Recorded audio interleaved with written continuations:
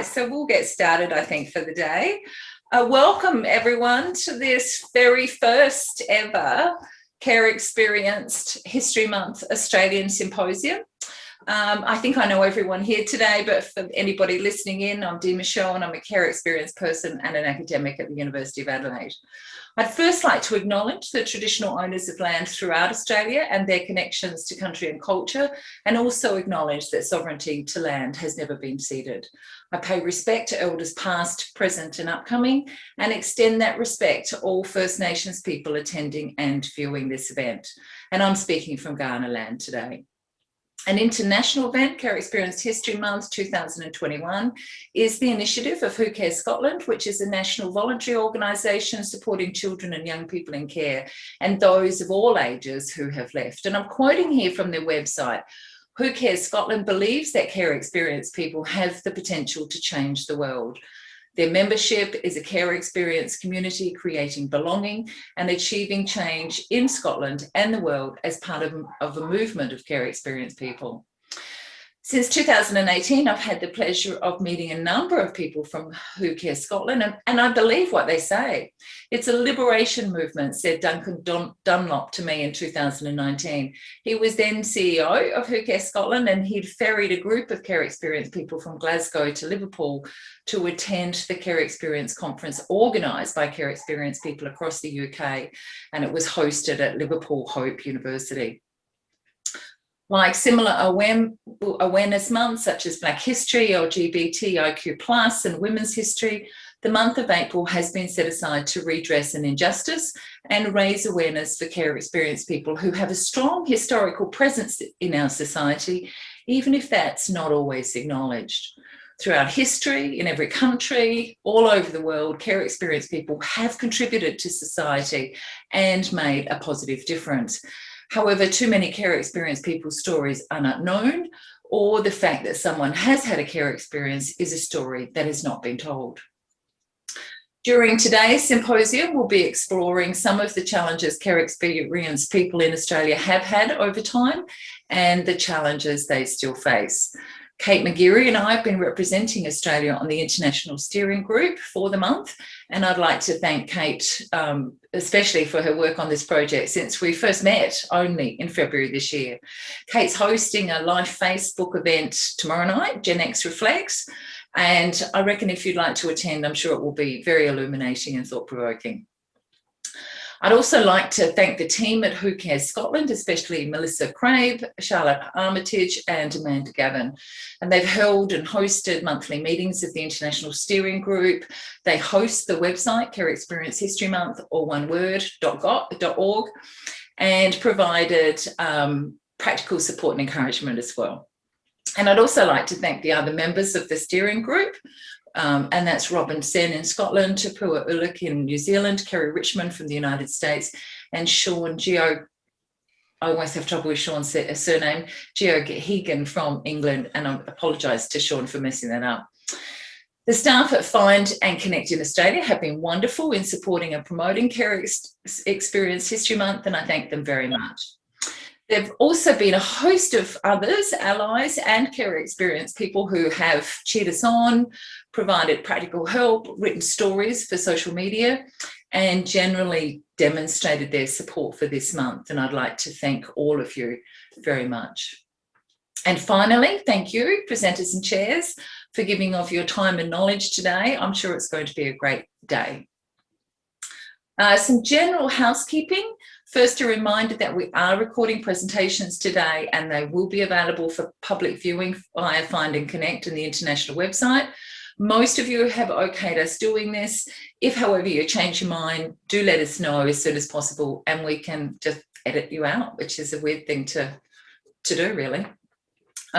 Second, if you're not presenting, please keep your microphone muted. If you are concerned about bandwidth, it can be a good idea to turn your video off too. And finally, presentations will go for about 20 minutes and then there'll be time for questions and comments from anyone who's in the Zoom room at the time. You can use the chat for asking questions and making comments if you'd prefer to do that. And this section of the event, the discussion, the Q&A section of the event will not be recorded. Are there any questions or comments before we get started?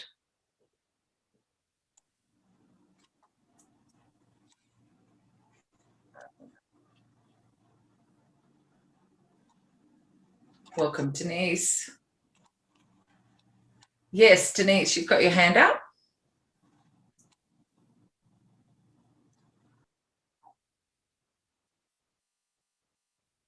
No?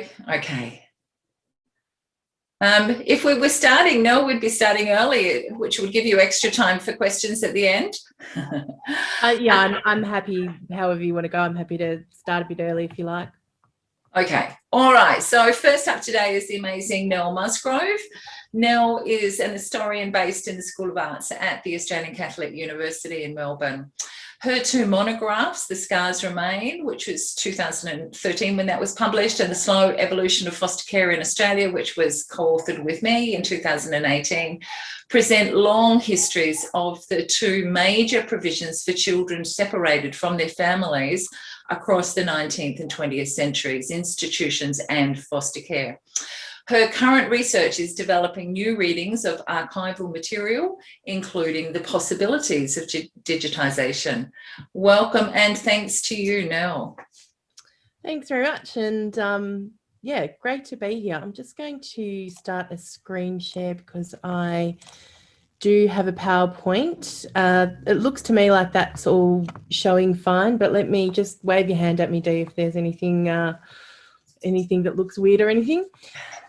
Okay, so I suppose fittingly we're starting the day with going right back in time, taking you back to the 19th century and to some of the earliest decades of the government-run child welfare system of Victoria. In the 19th century in Victoria, there was open discussion of the colony's industrial schools and reformatory schools just being a fast track to the prison system. Indeed, across most periods of modern history, the overrepresentation of care-experienced people in prisons has been a claim that's often made and rarely researched. As part of a larger project, which is in collaboration with Dee, who you all know from today, which is called Care Leaver Activism and Advocacy from Deficit Models to Survivor Narratives, I'm examining digitised Victorian ward registers. So that's records of children who were made wards of the state between 1864 and the 1890s, along with the Victorian criminal registers for the period 1864 to 1934. My goal is to develop some quantitative information about the extent to which we can trace the movement of people from one system to the other, and to also take both qualitative and quantitative approaches to understanding the nature of former wards' engagements with the criminal justice system. At this stage, I've only done the cross-matching of these two lists for women, and for women only with the surnames A through E. So that's actually about 26% of the entries in the female criminal register. So I have to stress that the statistics that I can present today are very preliminary, as is my thinking about how to analyse them. But I do think they show some interesting and useful early trends. In terms of the rates at which former state wards appear in the criminal registers, this is what I've found. So of the roughly 1,700 entries in the criminal register for surnames A through E, I've found 7 confirmed matches of former wards who, like, I'm virtually 100% sure these are the same individuals, and another 12 that sort of I'm pretty sure they match, but there's just not quite enough information in the records for me to be 100% confident that they are the same people. So what this looks like is at the lower end, if none of my likely matches are actually matches, this is about 0.41% of the female prisoners being former wards, and at the upper end about 1.1%. Now, I have elsewhere calculated that approximately 1% of the children in the colony at any given time were wards of the state. So even at the upper end of this range, if the upper end of my range is more accurate than the lower end, this certainly doesn't look like an overrepresentation of former wards in the criminal justice system. I mean, of course, there are undoubtedly people who I haven't been able to identify who are in both lists. And there would also be former wards who encountered criminal justice systems in other colonies or overseas. But I still think these are some useful figures to think about. In terms of the nature of the offences, and this is a long list that I'm going to move on from quickly, but I'll put it back up again in a moment. We can see that relatively minor offences associated with visibility and behaviour in public spaces dominate the charges that are in these women's prison registers. And this broadly aligns with the offences of women in the system generally, so that women were more likely to be charged with misdemeanours and lower level offences and less likely to be charged with felonies, both as a group and as compared to men. So all of this seems fairly what we would expect to line up with the broader group of female prisoners, and not suggesting anything particularly specific about wards. Possibly less representation in the serious crimes than the wider population, but I think my sample is probably too small to make that claim actually yet. But if these initial figures suggest that patterns of offending amongst former state wards were largely typical of other female offenders who'd not been through the colony's child welfare system, the same cannot be said of the rhetoric of the period. From its beginning in 1864, the Victorian government's child welfare system, which first took the form of just industrial and reformatory schools and then had foster care added in the early to mid 1870s, the system had, from its beginnings, cast the children who came within its grasp as social problems, or at the very least, potential future social problems. Discourses of vice and criminality were highly gendered, and in this paper, I'm only going to consider girls and women, although the larger project is going to do the same kinds of studies of boys and men moving between the two systems as well. The policing of female sexuality, especially prostitution, to use the term of the time, was a significant social concern in Victoria during the latter decades of the 19th century. And so it really shouldn't come as any surprise to find that public anxieties about the potential social harms that might be perpetuated by so-called unreformed girls leaving the child welfare system often related to exactly that. In 1879, the acting inspector for industrial and reformatory schools was asked to respond to public accusations that the girls' reformatories were only effective in filling the colony's brothels. Writing to his superior, the chief secretary, the inspector wrote that he knew of many former reformatory girls who were, quote, not prostitutes in the ordinary sense of the term. As a rule, he wrote, they were seduced, and the bulk of the cases have repented of their one lapse from virtue and subsequently led honest lives. Now, there's two things I'd like to unpack in the inspector's comment, because I suggest they help explain much of what happened to the two women whose life stories will be at the centre of the rest of my paper. First, it accepts the usefulness and indeed the possibility of distinguishing between an essentially good and chaste woman who might yet be saved and others who would be cast as dangerous and vicious women, again, using the terminology of the time.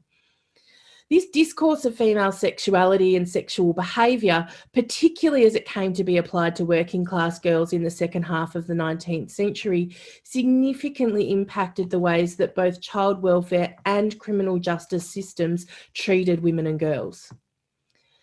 Second, the inspector's response defends the effectiveness of the industrial and reformatory schools. The dismissal of the first inspector of the department back in 1865 had made it clear that if the schools were failing, then the buck was going to stop with the inspector. Thus, the schools operated within a bureaucratic culture that forced the inspector to defend their effectiveness, to defend his own job. If they were not doing their job, that is, if the schools were not doing their job and turning out, solid citizens, then the inspector was not doing his job. That was clearly the tone of culture that he operated in. Thus, by engaging the popular trope of the good but fallen woman, the inspector was arguing that his reformatory girls had indeed been reformed, but after leaving the institution, they'd fallen victim to the seductions of men. In this view, the child welfare system itself was largely successful in reforming so-called deviant girls, and the responsibility for any who didn't conform to the standards of respectable society and social propriety in the long run must lie with the individual and not with the system that they'd moved through. And in this paper, I actually argue the reverse, that there are identifiable ways in which the child welfare system itself acted to criminalise girls and young women. And this argument could be developed in a number of ways, but today I'm going to think about it through the life stories of two former wards of the state, Annie Thomas and Rachel Tyndall. So Annie Thomas was born in 1873 in Geelong, Victoria, the sixth of 7 children. The Thomas family had some notoriety in Geelong for domestic disputes that spilled into public spaces, and both of Annie's parents faced multiple relatively minor charges while their children were young. 2 of her older siblings had already been made wards of the state by the time Annie and her younger sister Kate suffered the same fate in 1885.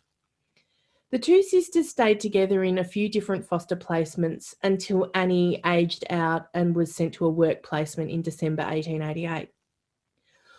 Almost 2 years later, she gave birth to a baby girl, while Annie herself was still a ward of the state. This child was immediately also made a ward of the state. For almost 12 months, Annie and her daughter, who she also named Annie, were kept together in an infant asylum, and then Annie Junior was sent to a foster home while Annie Senior was relocated to a work placement.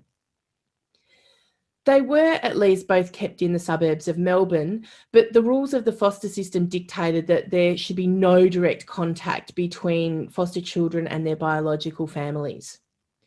When Annie Senior turned 18, she left her work placement and found employment elsewhere in Melbourne. It's not clear exactly when Annie Senior found her daughter's foster home, but by 1894, she had found Annie Junior in an East Brunswick foster home and was visiting her there, apparently with the consent of the foster mother, although not the department. In mid-1894, Annie Senior, who was then pregnant with her second child, took Annie Junior from her foster home and attempted to hide with her daughter in the notorious Little Lon district, where she had family connections. 3 of her sisters lived there, 2 of whom had married Chinese men who ran businesses there, and it was in the back rooms of these businesses that Annie attempted to hide with her daughter. But she was unsuccessful. She faced court charged with the abduction of her own child. The Child Welfare Department had played more than a small role in bringing Annie to this encounter with the criminal justice system. First, it had placed her in the position where she was vulnerable to the sexual advances of men. We've got no information about the father of Annie Junior, no idea whether Annie was a willing participant or a coerced or forced participant in the sexual encounter. And nor do we know how she felt about discovering that she was pregnant. But we do know that the department regularly received girls back from work placements because they were pregnant, and they continued to frame this as a failing of the girls rather than thinking seriously about whether the department's policies were really putting them in safe positions. I don't want to overcast Annie as a victim in falling pregnant because we don't know how she felt about it and whether she intended to fall pregnant or not. Probably not, but she may have still been happy about the news, even if it was unexpected. But I do want to underline the role of the department in all of this. Second, the department had separated mother and daughter when there were other options, although I don't have time to go into those here. And then the policy of denying direct contact between foster children and their biological families had clearly shaped Annie Senior's desperation and limited her choices in terms of reuniting with her daughter. Perhaps understanding at least some of this, a representative of the department told the court at Annie's hearing that they supported the charges against Annie Senior being dropped as long as she agreed to stay away from her child. The department also apparently endorsed the proposal of Mrs. Lord from the Salvation Army Rescue Home that the now heavily pregnant Annie Senior ought to be admitted to that institution.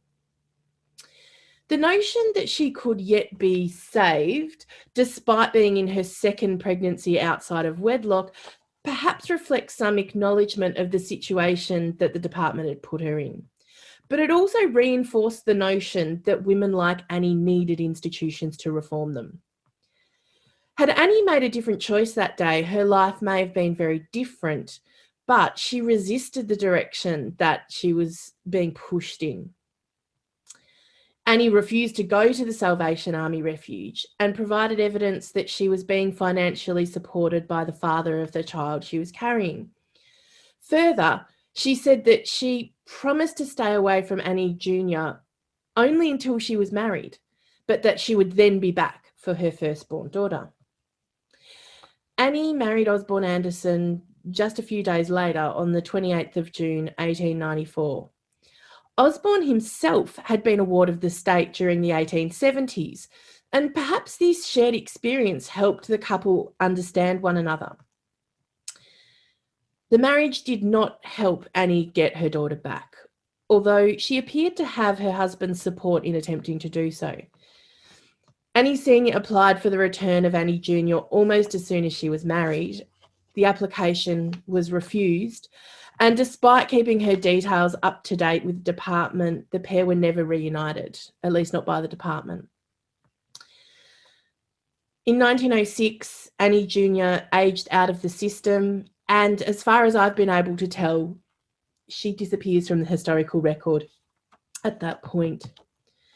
Annie Senior and Osborne went on to have 7 children together, none of whom became wards of the state. And then Rachel Tyndall. Rachel Tyndall was born in 1865, the second of 6 surviving children and 2 deceased children of a poor but respectable family. Her father died in 1877, and her widowed mother found work as a laundress to support her family. In late 1880, Rachel's mother approached the police, asking for their help in having Rachel sent to a reformatory.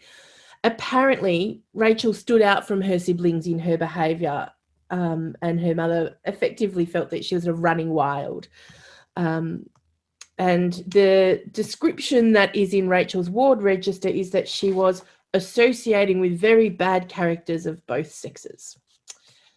To be fair, Rachel's mother was already worried about the path that her daughter was heading down, but it's also clear that the welfare system did very little to change that path. Rachel spent a year at the Coburg Reformatory and then almost 2 years moving back and forth between work placements and Coburg. Rachel appears to have made a life for herself after she aged out of the welfare system, although it was a fixed sort of term for her because she was a reformatory, but she left at 18. And she appears to have made a life for herself around the centre of the city of Melbourne, including at least some time living in Little Lon, which won't be the first of the ways in which I found uncanny resonances between the stories of these 2 women. By 1886, just 3 years after she'd left the child welfare system, she'd apparently already acquired a bad reputation with local police. The first charge recorded against her was for a robbery in Burke Street that year, for which she served 1 month hard labour.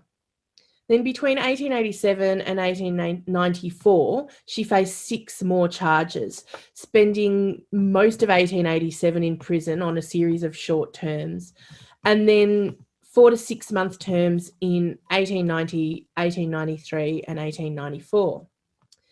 None of her offences were especially serious, but they do suggest that she made a living from at least periodic minor robbing from people, and that she was running a brothel for at least a short time in the 1890s.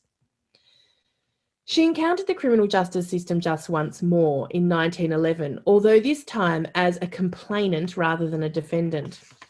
Another woman was charged with breaking the window of Rachel's dwelling, but the court appears to have very limited interest in the case because they put it down to basically that there were 2 warring factions in Little Lon, one led by the accused and one led by Rachel. And so the attitude of the court sort of reflected the idea of the time that, you know, slum areas like Little Lon, which was not only a slum in the eyes of, you know, the sort of upper echelons, but also a red light district and a place where there was lots of Chinese gambling houses and all kinds of things that sort of made it seem highly disreputable and sort of, you know, not really the type of place where courts were going to, you know, waste their time trying to, you know, resolve a broken window effectively. The following year, Rachel married, and both she and her husband appear to have kept themselves free of the criminal justice system from that point forward. Rachel Tyndall married Charles Collis on the 12th of January 1912. Her marriage certificate gives her age as 39, although she was actually 46, and Charles was 29. In his teenage years, in 1896 and 1897, Charles had been put on probation under the Juvenile Offenders Act, which was the legislation that controlled reformatories in the colony. And then he was sentenced to a whipping under the Act because he violated his probation. Although he doesn't actually appear to have been formally made a ward of the state, he did have this encounter with the youth justice system, or that's what kind of we would term that end of the child welfare system today. Between 1897 and 1905, he was in and out of prison several times for similar kinds of offences as his future wife. As with Annie Thomas and Osborne Anderson, I do wonder about the ways in which their encounters with those systems shaped them and made them understand each other in particular ways. I'm also struck by the fact that both families virtually disappear from the historical record after their marriages. And I don't want to push this analysis too far because these in many ways are sort of random case studies, but it does suggest something about the extent to which a marriage in both financial and social terms could help increase the security and stability of people at that time. Particularly for Annie, the decision to marry seems to have been a very strategic one to achieve precisely this. Although, given her long and apparently successful marriage, I wouldn't want to reduce it to only a strategic act. What can we say about the role of the child welfare system in the course of each of these women's lives? I don't want to completely flip the view that placed all responsibility on individuals and absolved the system. But I do want to suggest that for systems that were intent on arguing that they were fundamentally reformatory, there's more of evidence of the opposite. This way of thinking about the impact of systems on people's lives is particularly important if we are to try to read against accepted stereotypes that have long stigmatised people in out-of-home care, to use the more contemporary umbrella term. And, I argue, unpacking the long history of such stereotypes by going back to the 19th century origins of our child welfare systems can play an important part in pushing back against stigma today. Thank you. I'll stop my screen share. Fantastic. Thank you, Mel. Thank you very much. Tony Tonkin, and I'm an accredited mental health social worker, and I'm in private practice, and I'm also the founder of the Child Protection Party. Before I start, I just want to say how moving that video was, and I had my tissues handy, and I must confess, I was using them. It was a very emotional video, and it just reminded me of how we've damaged children and how we continue to do so, regretfully. In this particular, I'm facilitator for this particular session, and the first speaker up is Katia Malvaso, and I hope I pronounced that right, Katia. And Katia is a postdoctoral research fellow working across the School of Psychology and Public Health at the University of Adelaide.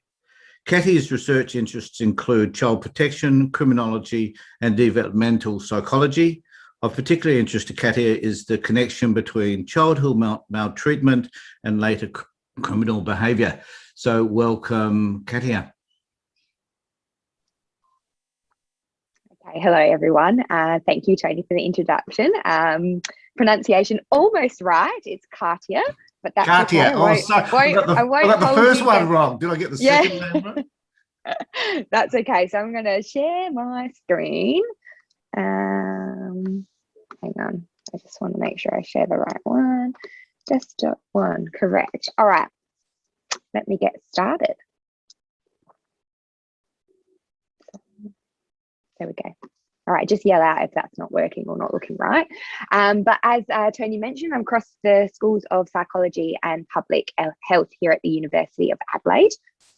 I'd like to acknowledge that this research was conducted on the ancestral lands of the Kaurna people and acknowledge and pay our respects to their elders past, present and emerging.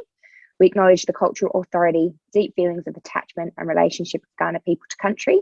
And me as a researcher and a member of the community, I'm committed to advancing social justice and equity. And I'd also like to acknowledge that those attending this webinar today are living and working on the lands of other peoples and pay my respects to their elders past, present and emerging. So I thought I might just start off with a really brief introduction about myself and my program of research that I've been developing since I completed my PhD in 2017 and then transitioning to an Australian Research Council Early Career Fellowship last year. So the overarching goal of my research is to better understand pathways from child maltreatment through to youth and adult offending in order to better understand opportunities for prevention across the life course. And as can be seen in this diagram, these opportunities can be at multiple time points, including early in life, but also later in life. So preventing young people who do come into contact with the youth justice system from entering adult corrections. So my research is predominantly quantitative, a lot of statistics, drawing on whole of population linked administrative data sets, but also augmented by smaller scale cohort and survey studies, as well as qualitative interview and case studies. But quick disclaimer, today I am reporting on one of my quantitative projects, so lots of numbers, but hopefully nonetheless interesting. And my research spans public health, psychology and criminology, and I don't do this research alone. I'm very fortunate to be mentored by leading experts in these areas across Australia and in the UK. And you can see them listed there on the screen. And also I'm fortunate to have research associate support, in particular from Dr. Pedro Santiago, who works closely with our group on some of the data analytics for these projects. So no shortage of studies on what I'm going to be talking about today, the association between child maltreatment and youth offending. And what we unfortunately know is that children exposed to abuse and neglect are at increased risk for subsequent offending behaviour. But today the research I'm presenting returns to some of the basic questions that need to be answered in order to be relevant for policymakers and service planning. So it's not enough to know that some groups are more likely to offend. We need to know absolute numbers so we can develop and test those prevention and intervention strategies, such as the number of young people known to child protection who have involvement with youth justice, when this involvement occurs, why, and for whom. And to do this, we utilise population level data. So the research I'm presenting today is based on findings from an internal government report that we recently completed, which provides a foundation for our work in this area. This report is now publicly available, so I'm happy to share that with whoever is interested in reading the finer detail. So data is drawn from the Better Evidence, Better Outcomes Linked to Data platform, or what we call BBOLD, which has been built by Professor John Lynch and our team over in public health over the last decade. It's one of Australia's most comprehensive whole of population linked data platforms and includes de-identified data on all children in South Australia born from 1991 onwards, which is around 500,000 children, and includes tens of millions of records. So it's pretty big. BBOLD is a public good resource. So we work very closely with the data custodians who provide data to the platform. And that's so we can try to answer questions that are of direct policy and practice importance. And it's also an enduring resource, which means data is frequently added and updated, which allows us to also update our research and those numbers as we go. So you can see examples of the data source in the figure. And today's presentation draws on data from the birth registry and perinatal statistics collection, child protection and youth justice. So for this research, we followed children from birth to age 18, as this captures the entire eligibility period for both youth justice, supervision and child protection contact. And with complete youth justice data available up until 2016, we were able to follow 8 birth cohorts of children born from 1991 through to 1998 up until age 18. Our youth justice data includes information on young people supervised both in the community and in custody, including those who are on unsentenced orders. So that's bail in the community or remand in custody, or sentenced orders, so an obligation or community service, again served in the community, or those who are sentenced to detention, which are very, very few young people who are actually sentenced. We created a hierarchy of youth justice system supervision from less serious types of supervision, such as being supervised in the community, to more serious types, such as being sentenced to detention. And we know this hierarchy isn't perfect. It doesn't necessarily capture or reflect the severity of the alleged or proven offences, or really the reasons for youth justice supervision. But detention is meant to be reserved as a last resort option for young people. And we also know that any time spent in custody is associated with poor outcomes in terms of health, well-being, and also recidivism, so reoffending. Child protection, also a very complex system with many layers. And in this study, we considered multiple child protection levels, from being notified for alleged abuse or neglect or risk of harm, through to screened in notifications, investigations, substantiations, and finally placement in out-of-home care. So moving on to our results. Around 164,000 children born 1991 to 1998 in South Australia, of which the vast majority, 71%, never had any contact with the child protection system or with youth justice.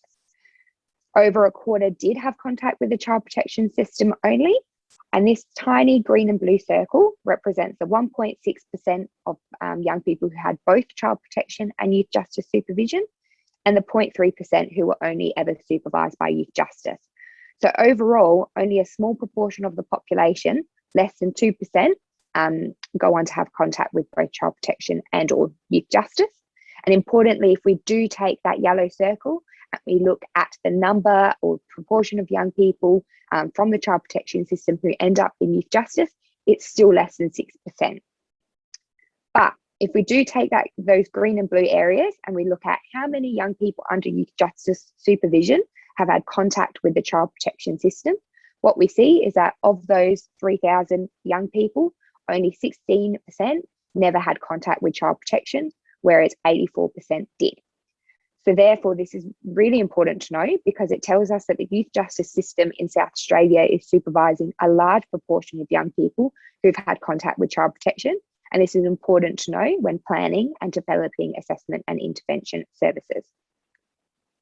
We then had a look at the highest level of child protection involvement by whether or not the young person experienced youth justice supervision. So note that this analysis includes the whole population, so all 164,000 children. Those who were never supervised by youth justice are represented by the blue bars, and those who were supervised by youth justice by the orange bars. And what we found here is that relative to those who were never supervised by youth justice, the proportion of children notified to child protection is 1.5 times higher among the young people in the youth justice system. And this goes up in an almost linear fashion as we move further through the child protection system, with a proportion who are substantiated for maltreatment 5 times higher among those in youth justice. And for those placed in out-of-home care on long-term orders, it's 17 times higher among young people in the youth justice system. So the key message here is that young people at every level of the child protection system, from notification through to being placed in out-of-home care, are overrepresented in the youth justice system. We then had a look at age at first notification by whether or not the young person ever experienced youth justice supervision. So noting that this analysis only includes young people who had been notified at least once to child protection, so around 50,000. And here what we found is that relative to those who were never supervised by youth justice, the proportion of children who had their first notification before age 1 is almost 2 times higher among young people in the youth justice system. And if we look at the other end, the proportion of children who had their first notification at age 15 or older was about 1.5 times lower for those supervised by youth justice compared to those who were never supervised. So the key message here is that the age distribution of age at first child protection contact is different depending on whether or not the young person was supervised by youth justice, with those supervised tending to be younger in age at their first notification. So they're being notified to child protection pretty early. Now from the youth justice system perspective, so using that youth justice system hierarchy that I mentioned earlier, so we're looking at only the 3,000 young people who were ever supervised by youth justice. This graph shows us that a higher proportion, 58%, who never had child protection contact compared to 34% who did have child protection contact, only ever experienced the least serious type of supervision, so being supervised in the community. Whereas those with child protection contact were more likely to experience both unsentenced and sentenced custodial supervision. So for unsentenced, we can see it's 1.5 times higher for young people with child protection contact, and for sentenced custodial supervision, it's over 2 times higher for those with child protection contact. So again, takeaway here being that young people who have child protection system contact are more likely to have more serious types of youth justice supervision, such as custodial supervision. And finally, we're able to look at some characteristics measured at birth for these young people. So just bear with me, there's a few extra columns on this page, so I'll quickly go through what they represent. So the blue columns are those young people without child protection or youth justice contact. The orange are those with child protection only. Grey are those who only ever experience youth justice supervision. And yellow are those who experience both child protection and youth justice. And what we see here is that 56% known to both systems, both child protection and youth justice, were born to mothers who were aged less than 24 at birth. 43% were born to mothers who didn't have a partner register at birth. 51% born into jobless families. 28% born to mothers who had insufficient antenatal care. And striking 74% born to mothers who smoked during pregnancy. And this finding in particular demonstrates the value of the linked data. So this is something that's measured before the baby's even born, and then youth justice won't see them until they're at least 10. But that disadvantage, not that smoking in pregnancy per se, but what may be travelling along with that, is evident before the baby's even born. So overall, the takeaway message from this slide is that the patterns of social and economic disadvantage are evident for the child protection and youth justice only groups, but that disadvantage appears to be more pronounced for those known to both systems. So in our report, so I guess, I showed the wider child protection system because I felt it was important to provide the context rather than focusing specifically on out-of-home care, but we did look at that group in more detail as well, at the overlap between out-of-home care and youth justice. And what we found is that around 15% of young people born 1991 to 1998 who were placed in care also experienced youth justice supervision. So that's more than 1 in 7 young people. And a quarter of young people who experienced youth justice supervision also had been placed in out-of-home care. So that overlap is much more striking than the original that I showed you early on. So in this graph, what we're looking at is the highest level of youth justice supervision by whether or not the young person experienced out-of-home care.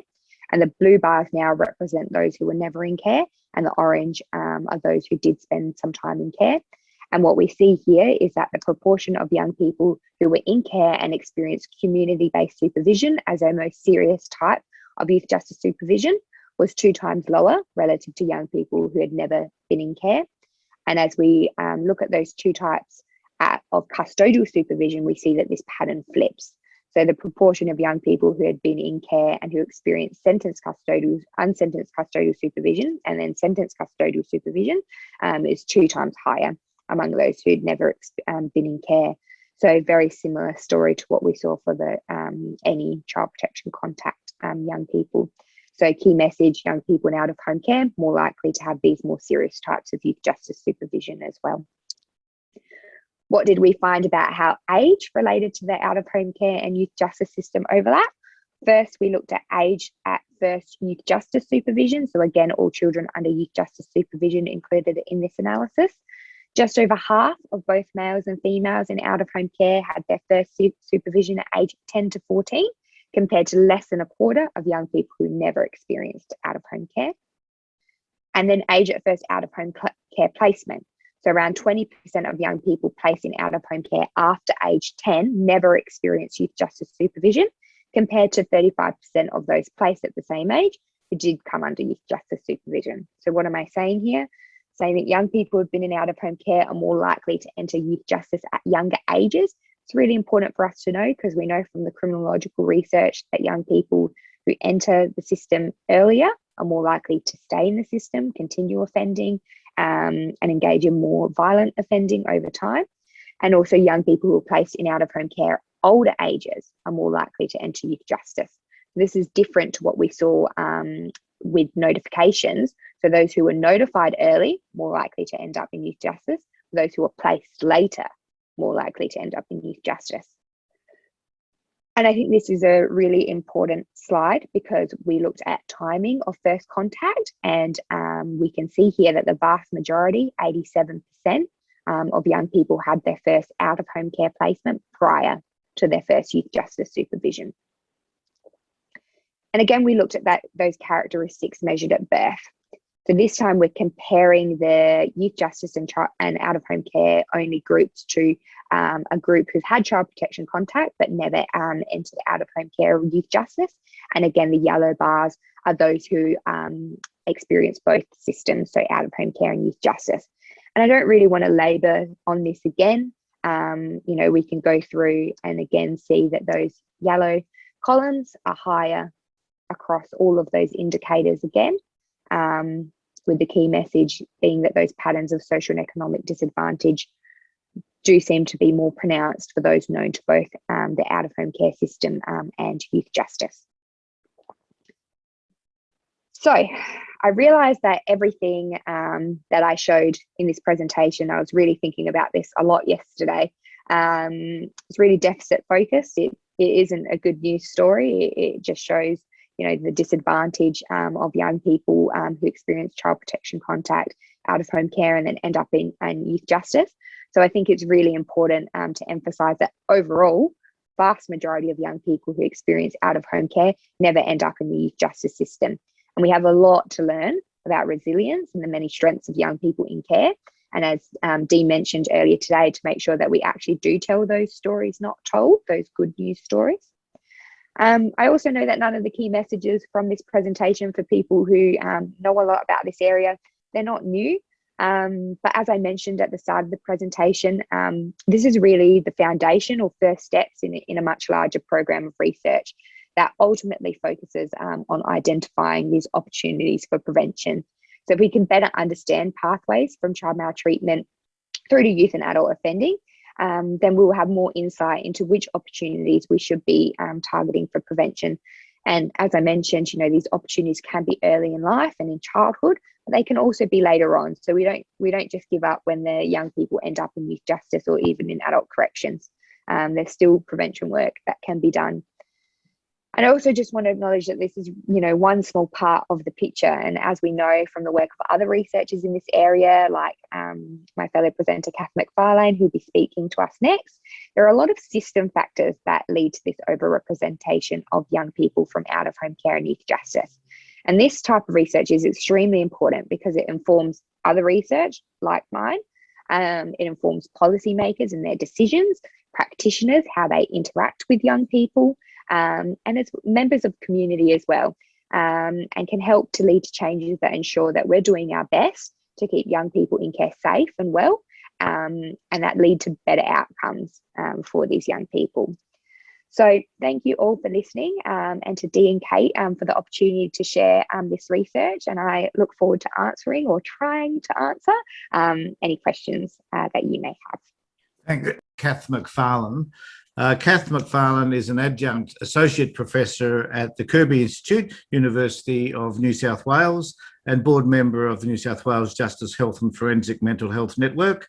She served as the Chief of Staff across a range of portfolios in the New South Wales Government, was Executive Officer of the New South Wales Sentencing Council and the New South Wales Children's Court, and undertook her PhD on care criminalisation, the involvement of children in out-of-home care in the criminal justice system. Wow. The director of Kath McFarlane Consulting, Kath provides independent research, policy and program services to government and community organisations, particularly in the areas of out-of-home care and criminal justice. And Kath, it's lovely seeing you. So thanks for being here, and we're looking forward to your presentation. Thanks very much. Appreciate that. Okay, well, I think it's also particularly poignant to point out that today marks the 30th anniversary of the delivery of the Royal Commission into Aboriginal Deaths in Custody report, which found that over half of the people whose cases were investigated had actually been removed from their families as children and placed in out-of-home care. So I'd just like to acknowledge the activism and advocacy of the families and people who have been working in that area. Just also want to acknowledge the work of the care experience people who've put this conference together, Dee and Kate in particular, but all the others whose lives have become now the focus of academic research, endeavour and debate. Indigenous people have the unenviable reputation of being the most over-researched group in society at the moment, but I think that care leavers are rapidly going to become equally as researched, and that's both good, and as a researcher carries a lot of obligations and ethical implications about the exploitation that we do into people's actual lives and experiences. I'd like to also acknowledge the role of my partner, John Murray, who was talking earlier, because he's shaped my work for over 25 years. So John's spent 11 years in the Australian care system, and in 2004 received a Human Rights and Equal Opportunity Commission Award for his work on what we call care criminalisation now. And I'm presenting here today instead of John because I had the opportunities and the education that John, as a kid in care, didn't. It was he that was initially approached by Professors Kaneen and Eileen Baldry to undertake a PhD into criminalisation and overrepresentation of care experienced people in the criminal justice system. But he only had a school certificate education. So like many kids in care, particularly back then, about 10, 20 years ago, John's educational record was interrupted by frequent placement moves, multiple different schools, suspensions, expulsions, canings, and on at least one occasion, the police turning up at school, taking him out of class, handcuffing him and shoving him in the back of a paddy wagon to take down to the police station. So with that educational deficit, he didn't have the time to stop his advocacy on care issues in order to do what the academic system requires for you to do a PhD back then. And that was to undertake a minimum 4 years of undergraduate study, plus the 4 years approximately of the PhD, in order to raise the issues that we already knew were happening and which he had been talking and advocating for a decade or so before. But we knew the work had to be done because bureaucrats, politicians and academics were fairly universally dismissive of the impact and significance of the care experience, and that they even denied the existence of people in out-of-home care as a distinct group or possesses a set of characteristics, particularly around systems issues, that meant that we really ought to learn from the care experience and what people were telling us had happened, as earlier presenters have spoken about already. Instead, what we were told when we were raising these issues with bureaucrats and policymakers and with politicians and judges and the like corrections, etc., we were told the care experience is not significant. It doesn't make a difference. We were then told the care experience group is no different to everybody else. It's just disadvantage and abuse. We were also told systems issues aren't relevant. What matters is the backgrounds of these individual kids who chose to participate in crime, who essentially chose to be victimized, chose to be abused, and chose to be homeless. Now, obviously, as our speakers today have already said, that's a complete load of crap. It's the systems issues which shape, as well as individual people's resilience and opportunities and luck. It's those factors which shape the outcomes for so many people who have common experiences of being removed from their families. So we also got told there's no Australian research into this, and that really it's drawing too long a bow to examine international examples and have a look at what's happening elsewhere and draw parallels between the Australian experience. I'm glad to say that since I did my PhD, that work or those comments are often now not said. There is a lot of research going on of very high quality, and importantly, a lot of it being conducted by care experienced people. So that's just the setting to why I'm talking today, and not John, who shaped my research, but also particularly the project that we're doing. So it's also an obligation on researchers to understand the social context and significance of the research environment and who we partner up with. The particular topic I'm talking about today is the overrepresentation of young people in out-of-home care who went missing or who were reported missing in Australia. Now, this is an issue which John and I, but also others, have spoken about and presented on in parliamentary inquiries, but it's often been described or dismissed as if it was just the personal experiences of the people giving evidence. And the larger context in which this going missing shaped subsequent involvement in the justice system, or subsequent homelessness, or the removal of one's own children. These things haven't been linked together in any concrete way by people actually responsible for the provision of homelessness services, the custodial environment, or intergenerational issues in relation to removal of children in out-of-home care. What also is really interesting in the context to the research that I'm going to talk about in just a moment on children who go missing is the role of the police. Too often police have sat back and said, people who go missing or people in care aren't our issue. So even though they're overrepresented in the people who are arrested and in people serving periods in custody, given that they're such a small percentage of the overall population, police really accepted very little responsibility for what role their lack of awareness of the care experience or the cross sections of intersectionality, racism, stigma, systems abuse, assuming that a care kid's a bad kid and therefore deserve to be arrested. Those kind of things weren't really taken responsibility for. So it was very commendable, I think, that the Australian Federal Police approached me to do this research and wanted to know more about how the care experience impacts on the number of missing person reports that they were receiving. Anecdotally, every state and territory police force in Australia was telling the National Coordination Centre, which is based at the Australian Federal Police, that children in care were taking up a disproportionate amount of the time that they were spending responding to missing people reports. They were saying, we think the numbers are large, but when they tried to confirm whether or not their anecdotal experience was in fact borne out in the literature or the research, there was no Australian research specifically looking at the out-of-home care experience.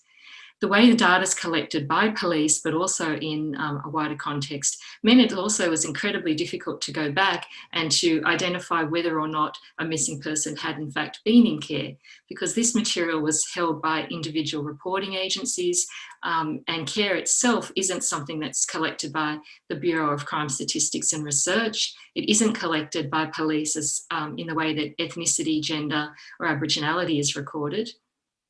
And so there was a lot of anecdotal information and a lot of common experiences across the police jurisdictions, but there was just no real data. So they came to me and said that they'd like a project looking at what a group that they suspected was overrepresented in missing youth. And that was young people and children who went missing from out-of-home care. So for the purposes of this presentation, I'm going to distinguish between children who are 12 and under and youth, who are 13 to 17. Of course, they're all children being under 18, but that's the way the police record the data, and it makes it easier to indicate some of the particular issues affecting young people as they turn into teenagers, the 13 to 17-year-olds. So I commend the police for wanting this research to be done. Now, what is it that we actually found? Well, to set the scene, there are approximately 38,000 missing person reports made to police in Australia every year. That equates to over 100 a day. 3 in 5 of these reports relate to a child under 18 years of age. And that's really all we know about young people generally, because as is unfortunately also often the case, research into the experiences of children as opposed to adults is still very limited. And it certainly was in the case of people who go missing. So what they did is, the way we did this research was that Australian police, all states and territories, provided de-identified data from police records relating to children and young people who were reported missing in a 30-day period in 2019.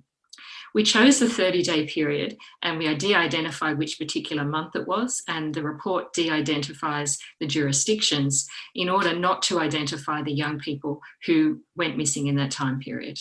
So we didn't want it to be able to be tracked back and somebody go, oh, that was so-and-so, and have their life story exposed to the public. What's important isn't the individual young people's identity, but the commonality of their experiences. So the 30-day period was selected, and at first I confess I was a little bit disappointed that it was a relatively short period of time, but it actually was, it supplied a lot of data that enabled us to get down and look deeply into some of the experiences and characteristics of the young people and what happened to them when they were missing. So in just 30 days, the police data was able to be analysed into 3,009 missing episodes. So in 30 days, 3,009 reports relating to young people under 18 were received by police in Australia. That related to 1,171 individuals under 18 who were reported missing in just 30 days. Now, I'm going to make a qualification here because this is a limitation of the research. In order to be counted as a missing person, a child or young person obviously had to be reported missing to police. And this is a gatekeeper issue that's really important that researchers and commentators understand. Doubtless, there were young people who ran away from either home or their care placements, or who went missing, who did not come to police attention because they were regarded by their carers as simply being AWOL, missing without permission, absent without permission, or because they were regarded as troublesome and difficult, who go missing or don't turn up on time all the time, and so they weren't genuinely missing. And in these circumstances, there's a real risk, as has been identified in the literature in the United Kingdom, that young people most at risk of going missing were actually not getting brought to the police attention. There's a tendency not to actually involve police in those cases. So to put this in context, there are approximately 45,000 young people under 18 in out-of-home care in Australia today. That's less than 1% of the Australian population. So it's a tiny group of people that we're talking about. But my research found that this tiny group of people is massively overrepresented in missing person statistics. To illustrate, over half of the missing children and young people in this 30-day period were in out-of-home care. That's 617 young people, or 53% of all the missing youth reports received were of children in care. When we look at the reports themselves as opposed to the individuals, the figures are even more dire and even more obvious. So 3/4 of the reports made about children under 18 who weren't missing, that's 2,290 reports, were of children and young people in out-of-home care. And I'd just like you again to reflect on the fact that this is a tiny percentage of the population, and yet straight away they are making up the vast majority of the reports made to police, which then brings into all sorts of issues around police time and, importantly, police and carer attitudes to young people who go missing. We've heard from earlier presenters that there's a tendency to blame the child for their mental illness, for their abuse, for their involvement in the justice system, and to see the children themselves as problematic or troublesome, and as their behaviour or conduct as being the real problem. what this research calls into question is it the characteristics of the young people that we ought to be focusing on, or should we be focusing on the particular venues or places from which young people repeatedly ran away or were drawn away from? So one of the things that I found was that young people repeatedly went missing from particular locations. So in one jurisdiction, which unfortunately I can't name, but in one jurisdiction, there was what we called the power few. And that meant there were a power few locations in which young people were disproportionately going missing from the care system. And they were, what I was able to identify was that there were 3 individual residential care homes that were responsible for 17% of all the missing youth reports that police were receiving. There were a handful of young people in these homes, ranging in age from 11 to 17, both boys and girls that were accommodated in homes in that 30-day period. What was obvious was that there was it appeared to be a turnover of young people.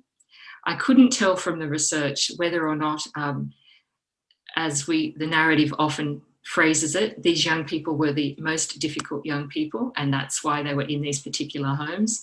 Or I couldn't, on a more positive note, identify whether the homes had better reporting systems and were more likely to report somebody as being missing to police than perhaps a residential care placement down the road.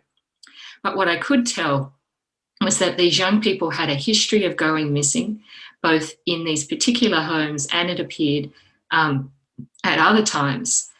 And strikingly, the lack of concern that appeared to be exhibited toward the fact that they were repeatedly going missing by the carers. And so we had young people being described as returning safe and well. In police talk, safe and well basically means alive. You've got no physical obvious wounds, you're not in hospital, you're back where they supposedly ought to be, you're fine. When I interrogated that further though, the research indicated that these safe and well descriptions were grossly inadequate. So young people were being described as safe and well when in fact they had been returned home as young as 8 years of age, intoxicated, or they had been returned home by unidentified adult males who had dropped them off at the front door and left. There was no information in the reports that were available to the police and that I was able to access that indicated what happened when these adult males returned underage children after absences of perhaps 3 days or so. Police notes indicate that they made several child at risk notifications, and they also indicated that police had in fact arrested some adults where children had been found in the adults' premises, in their own homes or in shared accommodation. And in a couple of instances, the children themselves were hiding when police issued warrants on completely unrelated matters, not looking for the young person, turned up and there's a young person there who's been reported as missing in the home of, unfortunately, what was confirmed through the research, in the home of known pedophiles. So this was a small percentage of the young people who went missing, but I think that that is an indication of the limited breadth and depth of the data available to me, rather than it being an isolated incident. There were too many cases in too many jurisdictions where there was a commonality of experience that showed young people were at risk both in the care situation and when they went missing. So I'll give you a little bit more information about the demographics. I'm sort of loath to dwell a lot on the young people's characteristics because I also feel that largely that is where our research in Australia has gotten stuck, on focusing on who are the young people and what do we know about them. It's a great starting point, but my focus and interest is on the systems issues that continue to place young people, regardless of their personal characteristics, in circumstances where their safety can't be assured. I think we need to look more at the reporting mechanisms and the safeguarding that is placed around young people that we, the system, have removed from their families, ostensibly for their care and protection, and then what happens when those systems break down, and why is it that we are unable to guarantee that young people feel safe enough or happy enough in an environment not to go missing multiple thousands of times in just a 30-day period. But with that proviso, looking at the demographics, it was expected finding based on the international literature, but a striking finding in that, unlike most reports where males are overrepresented, particularly in criminal statistics, and girls make up a very small percentage of young people involved in crime as perpetrators.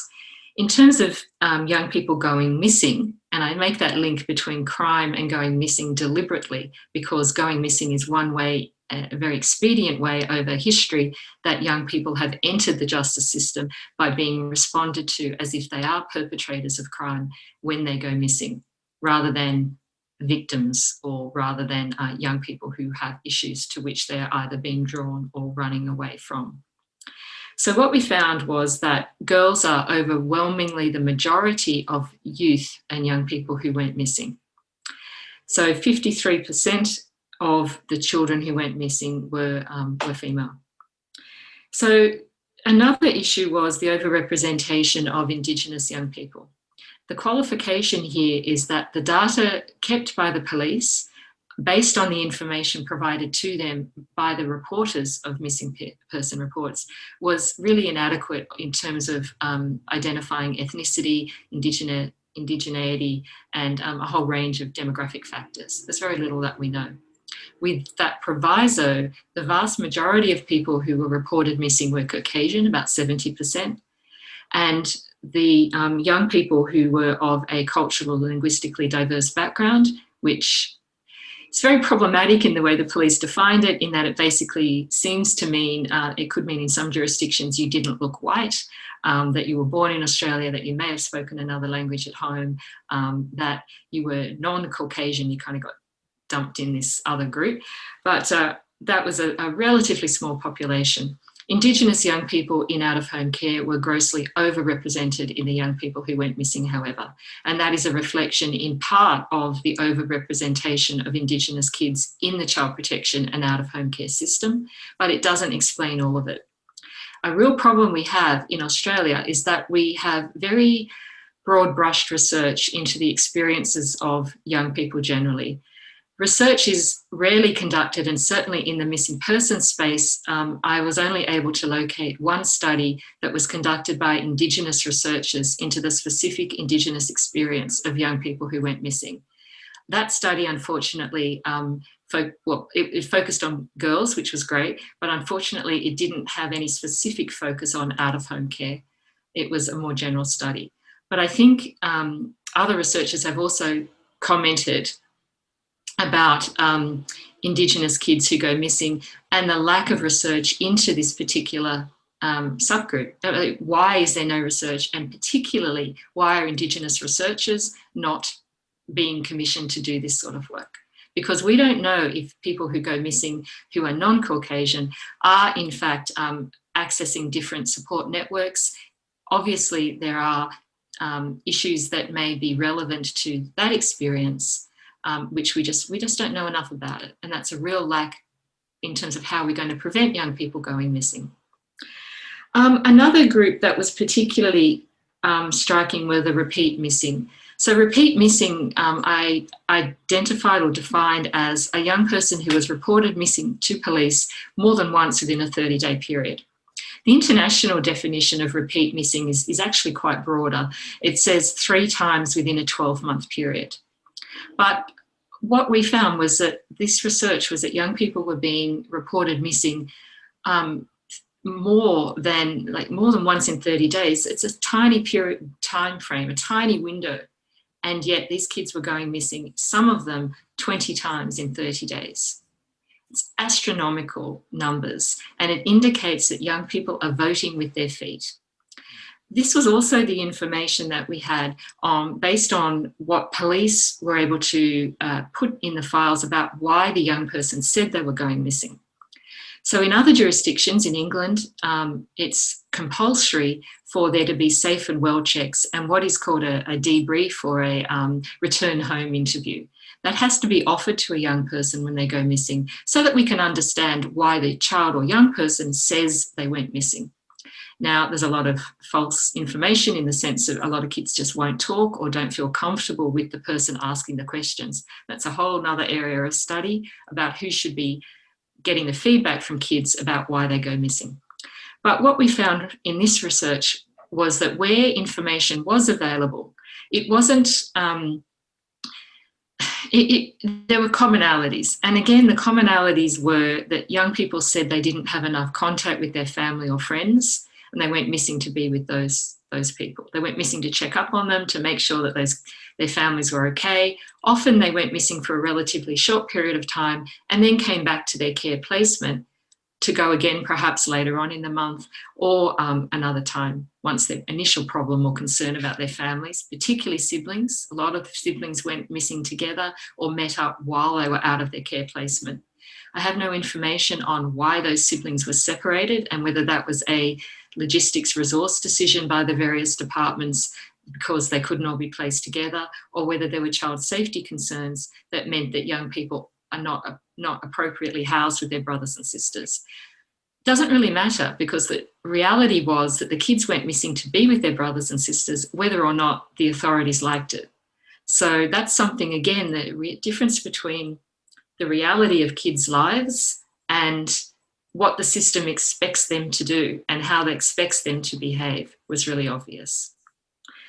I also found that young people had both had a lot of contact with other missing children and young people. Again, this needs to be investigated more because it can be interpreted in a lot of different ways. Some young people, it was clear from their information in their return home interviews or other information that they went missing with other kids or met up with other young people, and they found that a supportive environment. They hung out together for safety. They hung out together because it was a secure network or people who understood what they were all going through. However, there was also evidence in some cases that those peer networks were also abusive and gateways to exploitation by older young people or by adults. So unfortunately, there were cases where young people were coerced or enticed into going missing by other kids with whom they were living in the care setting, and then were introduced to or exposed to adults who were not supportive, and in some instances downright predatory, and in many instances apparently criminalised those I kids. just need to remind you that we're just about to run out of time, so and I want to leave some time for questions because I could let you go all day, actually. So if you just want to just finish off, and then we'll just ask some questions. Thank you for that. I think the main issue is to say that this is a tiny group of kids, but whose impact was significant and whose the consequences for those young people in terms of them being criminalised and victimised is unknown, but it requires significantly more investigation to understand the picture.